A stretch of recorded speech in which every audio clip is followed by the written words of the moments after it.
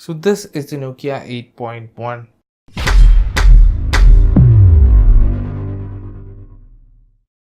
On the back of the phone we get the dual cameras and the fingerprint scanner. The fingerprint scanner is really fast and accurate, and it can be compared to the OnePlus 6. It is really fast, it performs really great, and it is really accurate, and I never got any false readings. Towards the side of the phone we get the volume rockers and the power button. On the other side we get the micro expansion slot and dual SIM card slot. On the bottom of the phone we get the USB Type-C charging port and the speaker grill. The front part of the phone looks almost like the Poco F1 and the iPhone X, but there is a bit of a chin compared to the iPhone X. And the display looks really great, and it is a 1080p display with the screen to body ratio of 81.2% and a pixel density of 408 ppi. The day-to-day tasks were a breeze to handle for this phone, but the phone only has a Snapdragon 710 processor, which is a bit of a disappointment compared to the Poco F1, which offers a Snapdragon 845 at a much lower price. The phone does run Android 9.0 Pie out of the box with Android One UI, and the phone also has a GPU. The Adreno 616 is the GPU that is being used in the smartphone. The phone has an internal storage of 64GB and a RAM of 4GB, but it also has a version which has 128GB internal storage and comes with 6GB of RAM. As you can see in this video, you can see that it runs the latest and greatest Android version, that is the Android 9 Pie out of the box. That is really good, and the user interface seems to be working really great with the Android One UI. It is really smooth and fluid, and I didn't face any lag or hiccups while using this smartphone.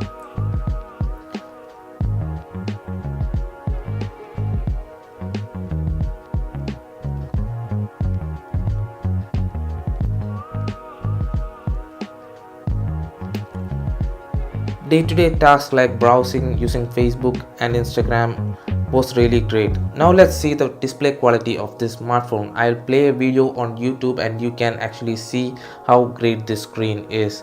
The colors are vibrant. The sound is also great. I'll be linking a video which will give you an idea of the audio quality of this smartphone. I have done it in the gaming review of this smartphone. I will leave a card in the description. You can go check that out.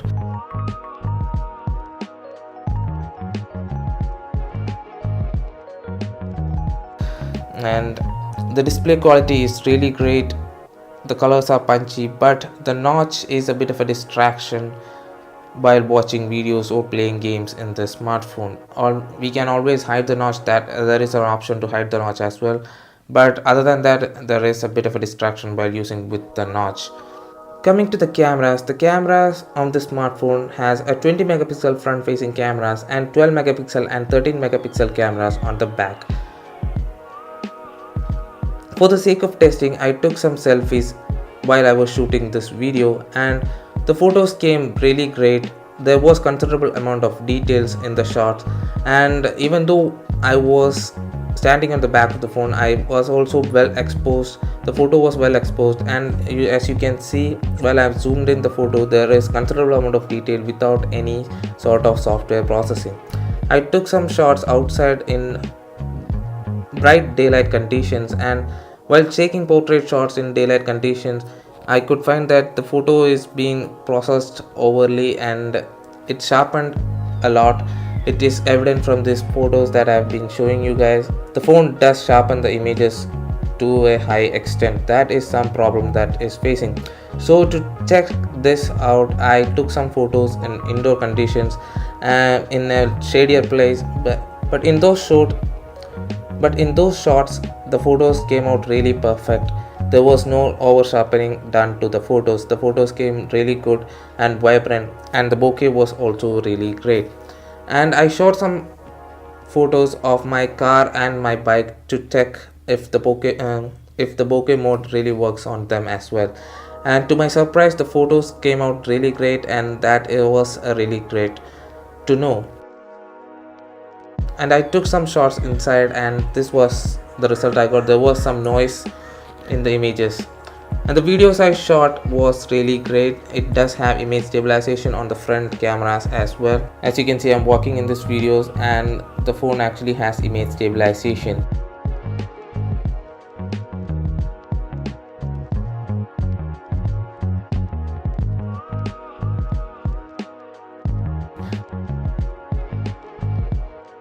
The back camera can shoot at 2K resolution and it does also has image stabilization. The colors turned out to be really great. The cameras on this smartphone are top notch. I can guarantee you that this phone can take some really great shots and videos as well.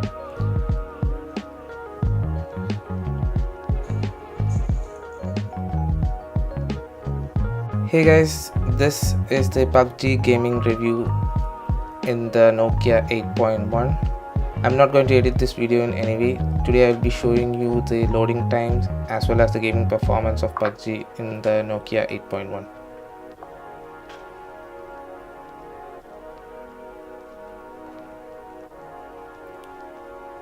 The video is not speeded up in any way. This is the actual loading time of the game in this phone.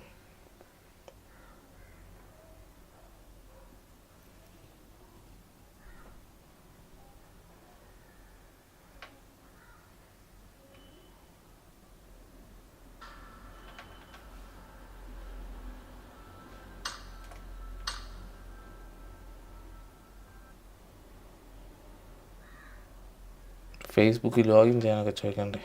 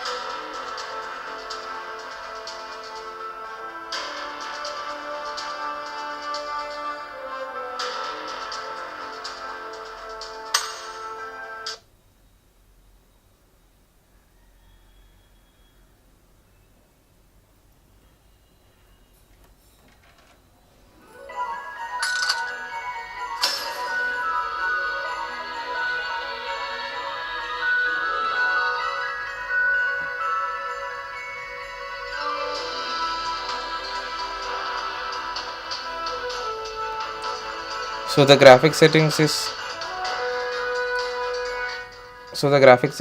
set to high by default.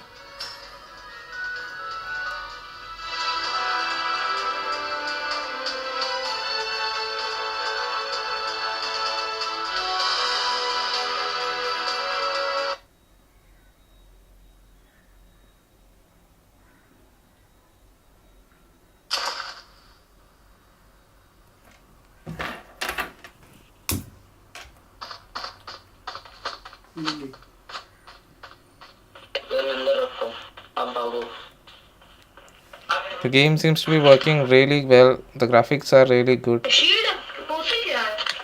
There is no lag at all.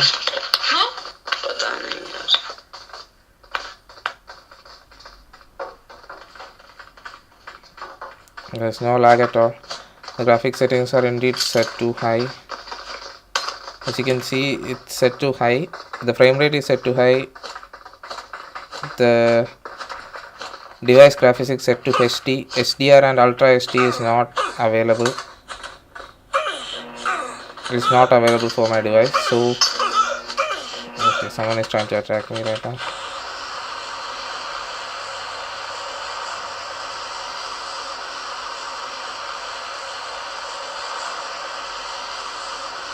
It's working in HD settings right now.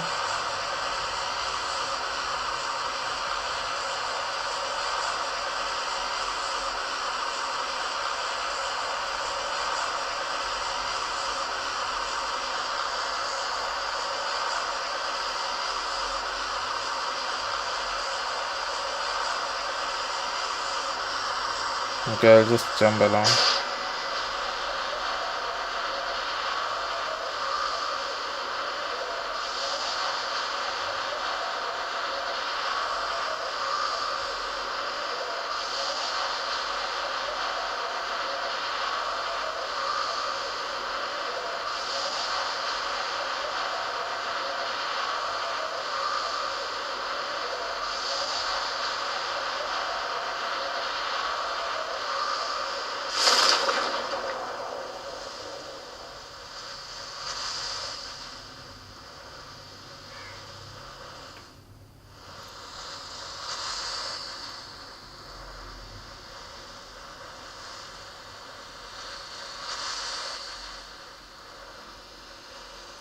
So the notch is hidden here.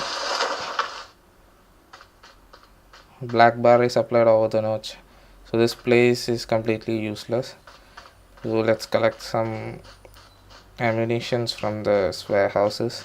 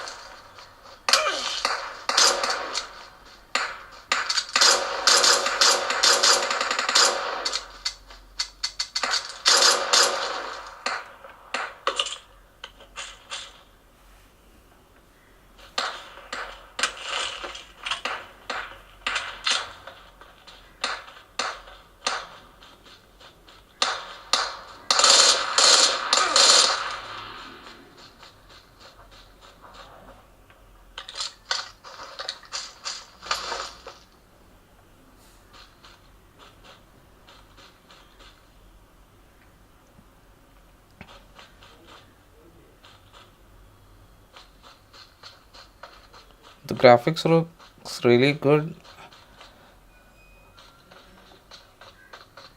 and the phone is getting hot at the back near the camera portion. The phone is getting very hot in this area. Other than that, the game is working perfectly. And let's see the battery percentage. Okay, battery percentage cannot be seen right now, but I think the battery is holding up pretty well. Okay guys,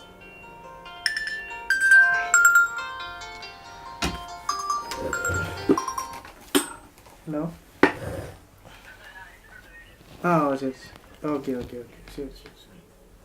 so okay guys, that was the gaming review of PUBG on the Nokia 8.1. Hope you guys enjoyed the video, and if you want to see more of this content, please do subscribe to my channel. I'll see you guys in the next video. Peace out guys. Hmm.